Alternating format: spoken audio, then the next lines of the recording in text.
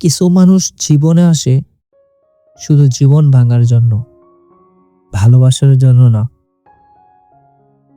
অন্যের কাছে গুরুত্ব না পেলে নিজের কাছে নিজে গুরুত্বপূর্ণ হয়ে ওঠো। হাসিটা এখনো আছে, শুধু ভেতরের মানুষটা আগের মতন নেই।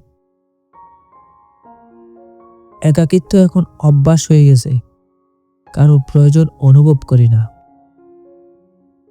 অবহেলা এতটাই পেয়েছি যে এখন আর কারো কাছে থেকে কিছু আশা করি না।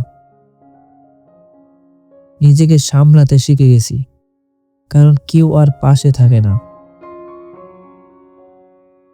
কখনো কখনো চুপ থাকাটাই সবচেয়ে বড় কষ্টের প্রকাশ। জীবনে সবাই থাকে না, কেউ কেউ শুধু শিক্ষা দিয়ে চলে যায়। যাকে সবচেয়ে বেশি চাই সেই সবচেয়ে দূরে চলে যায়।